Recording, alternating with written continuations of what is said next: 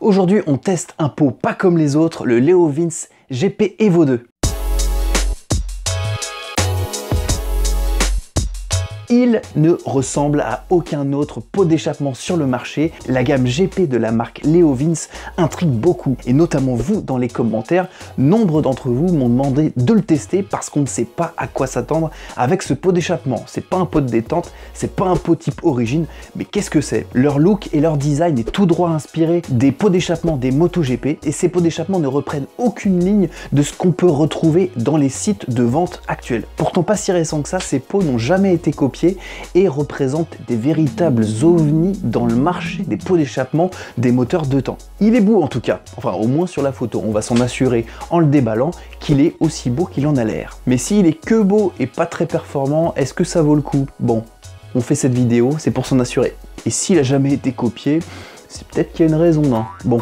Allez, on va éviter de faire des hypothèses sans avoir testé les choses. Donc dans cette vidéo, comme d'habitude, lorsqu'on teste des pots d'échappement sur cette chaîne, on va faire un unboxing de ce pot d'échappement. On va regarder ce que contient ce beau carton estampillé Leo Vince qui est sur l'établi. Donc on va procéder à l'unboxing ensemble. Puis on va l'analyser, on va le décortiquer en profondeur cette fois-ci pour voir exactement de quoi est constitué ce pot GP à la géométrie étonnante. Et enfin le test que nous réserve ce pot hors du commun. Acoustique, performance, on va tout passer en revue, débrider, brider, on va tout faire. Et on va tout dire, hein. Pas de langue de bois, si ça fonctionne pas, je le dirai. Promis. Bah ouais, si ça marche pas, on va le dire, je vais pas me gêner.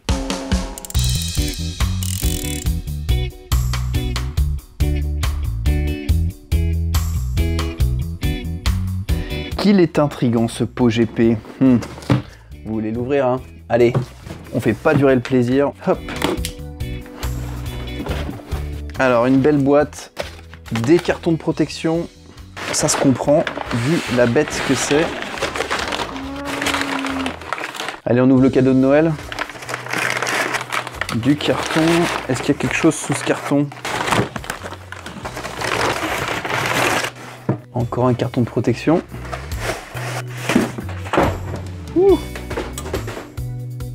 Magnifique.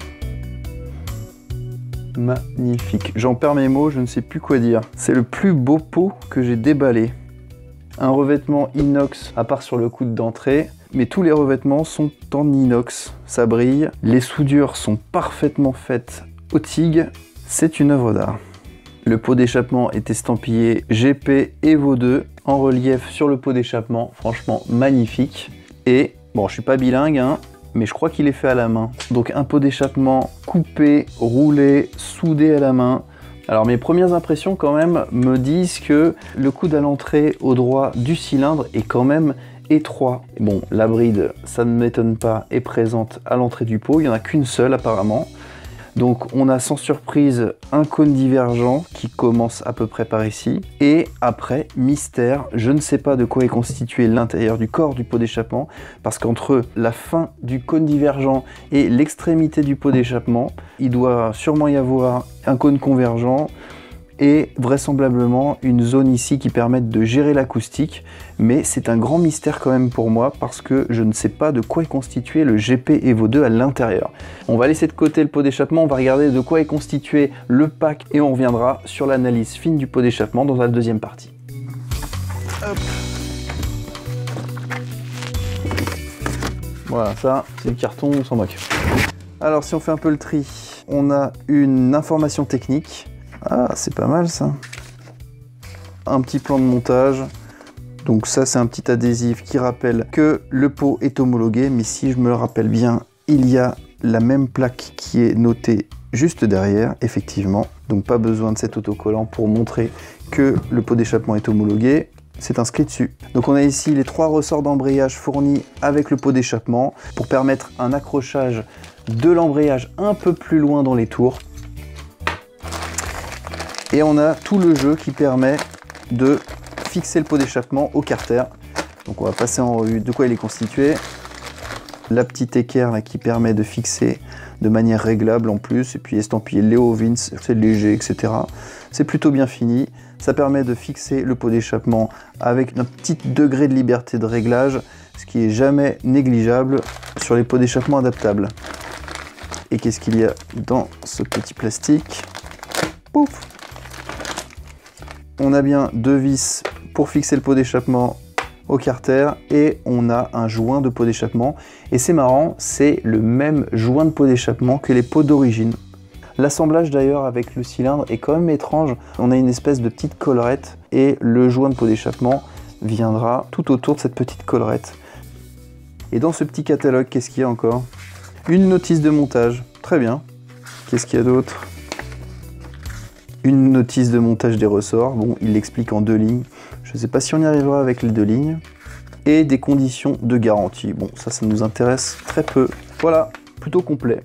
Reste à savoir ce que contient ce pot d'échappement à l'intérieur de ces tripes. On va le voir dans une seconde partie. Tu vas passer à la moulinette, toi. Il n'y a pas à dire, les pots GP de Leo Vince sont vraiment différents des autres. Alors on distingue 2 modèles dans cette gamme, l'Evo 2 et l'Evo 3. La différence principale se situe au niveau de la sortie et de la finition. On a une finition carbone sur le Evo 3, sur le Evo 2, c'est celui-là, tout en inox. Moi franchement, les deux se valent, c'est vraiment que de la finition et je crois qu'il y a une plus-value quand même importante pour passer en Evo 3 simplement pour avoir une finition carbone au bout. Je ne sais pas si ça se justifie, mais bon, pour ceux qui adorent le design et qui ont un portefeuille bien rempli, on peut investir. Mais avant de le monter sur le booster, je vous propose dans cette partie de le décortiquer, de le démonter, de l'analyser et de comprendre, au moins théoriquement, comment fonctionne ce pot d'échappement. Il ressemble à un pot d'échappement de détente sur la première partie, mais la seconde partie, on ne sait vraiment pas ce qu'il y a dedans. Donc on va le décortiquer ensemble, on va le démonter au niveau de l'extrémité et on va voir si on y voit quelque chose. Alors on va commencer par enlever la petite étiquette rouge qui nous indique qu'il ne faut pas enlever la bride parce que sinon ça devient plus homologué, mais ça on commence à avoir l'habitude.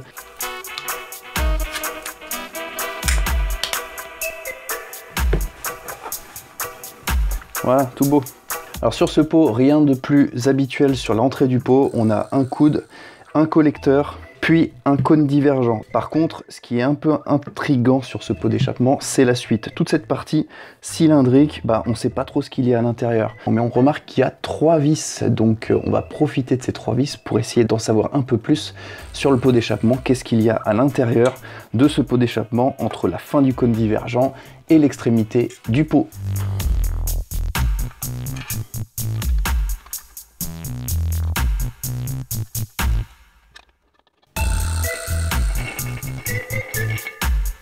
On a un tube qui possède un affaiblissement acoustique. On voit un tube mitraillette avec un peu de laine de roche tout autour. Bon, sur une faible épaisseur, mais ce tube qui fait à peu près 10 à 12 cm prouve qu'il y a une réduction acoustique même dans le dernier tube d'évacuation. Et qu'est-ce qu'il y a à l'intérieur maintenant ? Bon, à l'intérieur, on a une petite chambre avec une tôle perforée avec de la laine de roche, toujours pour l'affaiblissement acoustique. Et il y a un tube qui provient du corps du pot.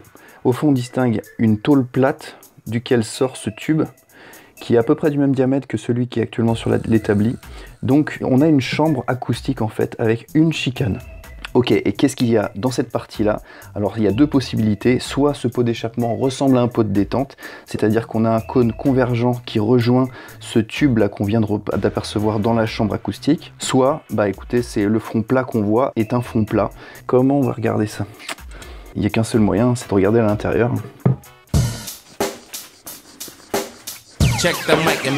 Allez, c'est parti.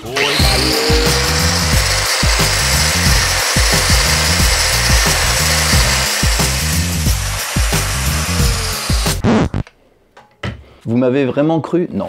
On va pas utiliser une disqueuse pour aller voir ce qu'il y a à l'intérieur de ce pot. Je m'étais déjà pris assez de commentaires négatifs lorsque j'avais sacrifié pour la science un pot d'échappement d'origine pour regarder tout ce qui était à l'intérieur de ce pot d'origine puisque impossible à démonter. On va pas refaire une deuxième fois un sacrifice de ce type-là, surtout sur un pot aussi beau que celui-ci. Donc non, on va pas le découper en petits morceaux pour regarder simplement ce qu'il y a à l'intérieur et surtout pas avant de l'avoir testé. Pour ça, je me suis muni d'une petite caméra endoscopique.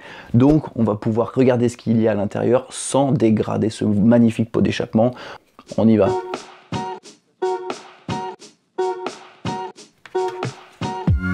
Bon, ça a l'air de quand même bien marcher, non? Allez, c'est parti, inspection. Alors on va essayer déjà par l'orifice du pot, à la limite, on va regarder ce que ça donne.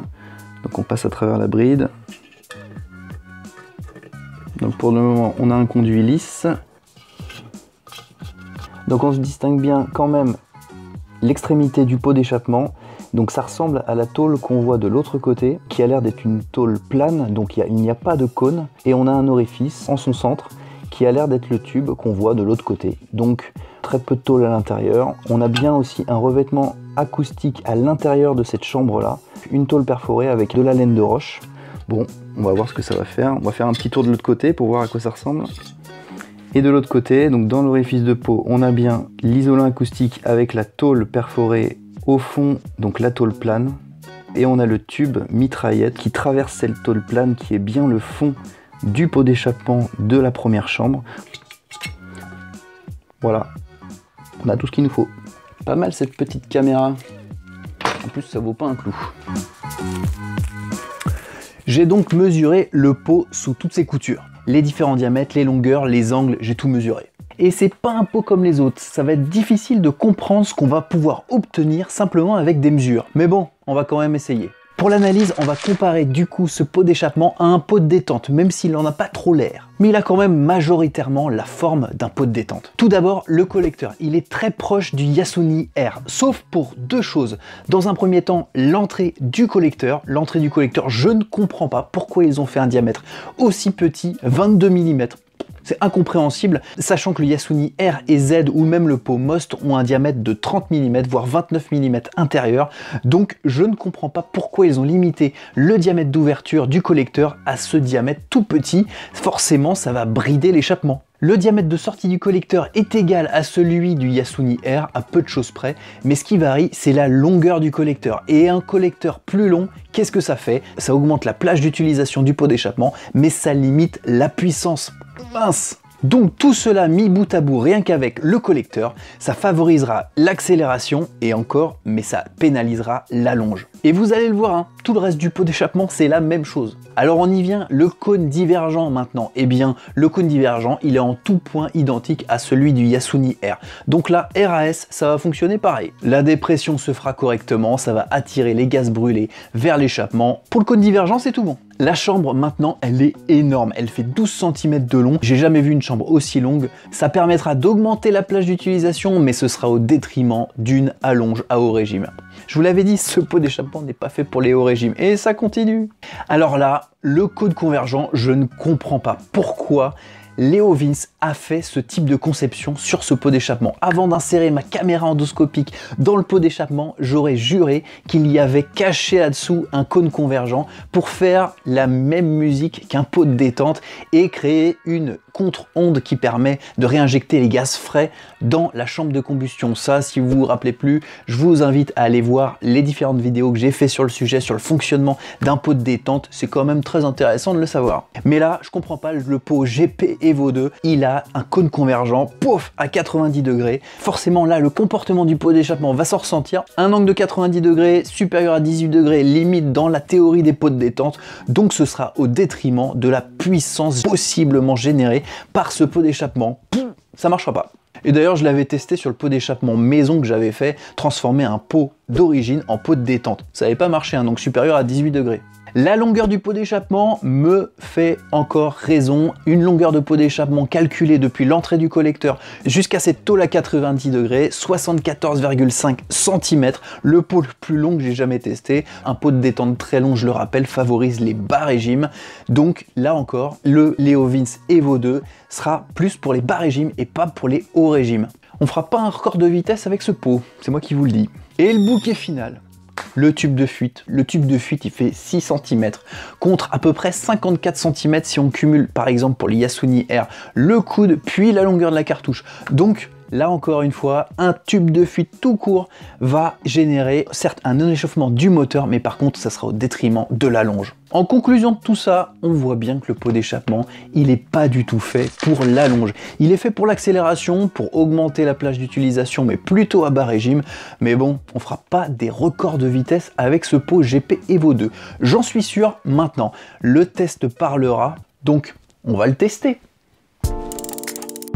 Mon test, j'ai décidé de le faire sur un 50 cm3. Pourquoi un 50 cm3? Un kit Polini, parce que bon nombre d'entre vous n'ont pas une super configuration, et d'ailleurs c'est pour ça que j'ai pas mis beaucoup d'éléments ajoutés sur la configuration de test pour tester ce pot Leo Vince GP Evo 2. Je me suis cantonné à quoi? Un carburateur 17.5, un variateur high speed Polini et des lamelles carbone pour être précis, et c'est tout. Le reste est d'origine. Dans ce test, on va utiliser en référence le pot d'origine débridé, le pot Yasuni Eco que j'ai précédemment testé dans mes vidéos, ainsi que le test du pot GP Evo 2 bridé, puis débridé. Et on regarde ce que ça donne sur des courbes. Acoustique, performance, enfin, comme d'habitude quoi.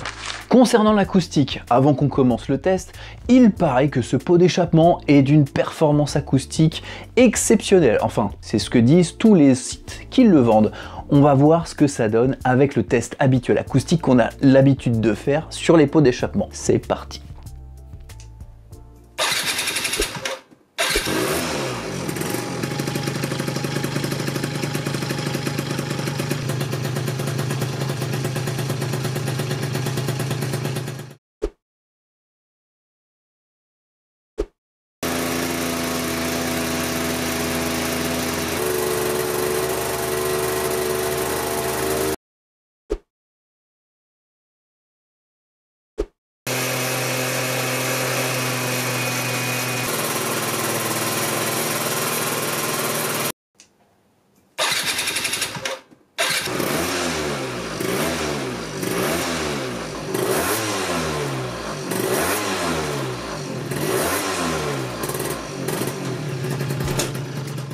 Mes impressions, je sais pas si c'est les vôtres, avant de regarder les valeurs, c'est que bridé, le pot d'échappement GP Evo 2 effectivement est silencieux et il fait un bruit plutôt doux.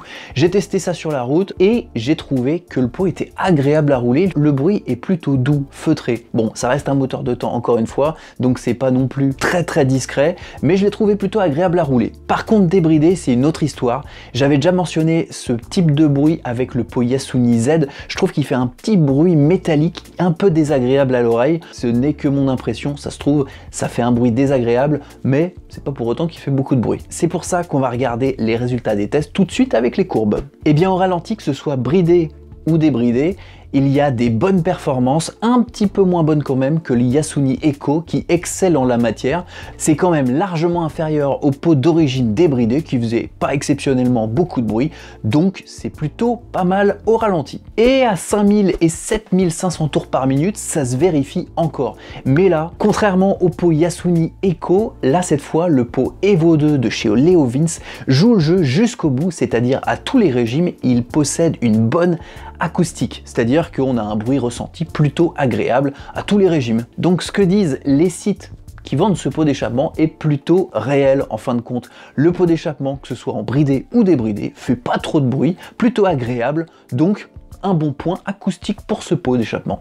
Quel que soit le régime moteur, on ne dépasse pas les valeurs acoustiques obtenues avec un pot d'origine débridé. Donc à mon sens, le pot GP Evo 2 sort vainqueur de ce test-là, il est plutôt performant. Les performances maintenant, j'ai peur, je vous préviens, j'ai peur de tester ce pot. Vu les analyses qu'on a fait de la géométrie du pot d'échappement dans la partie précédente, j'ai très peur des performances. Mais bon, quand faut y aller, on y va.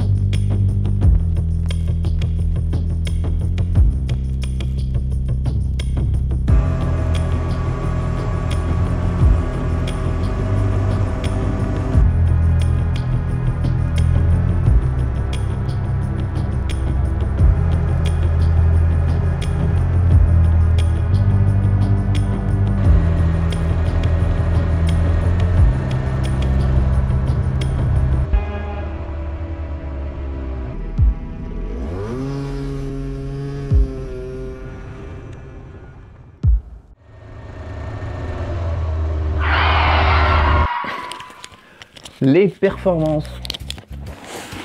Doit-on appeler ça comme ça? Regardons d'abord ce que donne le pot bridé, voulez-vous. On est conforme à la législation, restons sérieux s'il vous plaît. Je vais donc comparer cette courbe-là à la courbe que vous commencez à connaître, la courbe du pot d'origine débridé, avec un kit 50. Donc cette courbe, elle n'est pas homologuée, je le précise. Et maintenant, je vous propose de regarder la courbe obtenue avec le pot GP Evo 2 bridé. Vous avez vu?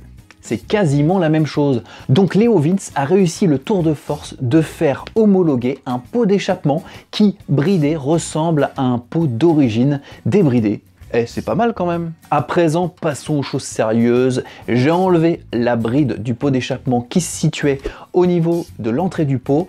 Si vous avez des questions sur ce type de débridage, je ne vais pas le repréciser encore une fois dans cette vidéo. Je l'ai fait sur le pot Yasuni Eco, je l'ai fait sur les pots Yasuni R et Z. Donc je pense que vous avez assez de vidéos pour débrider l'entrée des pots d'échappement. Mais bon, comme je suis sympa, je vous mets la petite vidéo en bas là pour vous montrer comment on fait sur ce pot d'échappement. C'est toujours pareil, un coup de tournevis, gauche-droite et la bride s'en va. Alors pour comparer ce pot GP Evo 2, j'ai déjà affiché la courbe grise qui est, je le rappelle, le pot d'échappement d'origine débridé avec un kit 50. Je vous rajoute en bleu pour souvenir la courbe du pot Yasuni Eco débridé aussi encore une fois.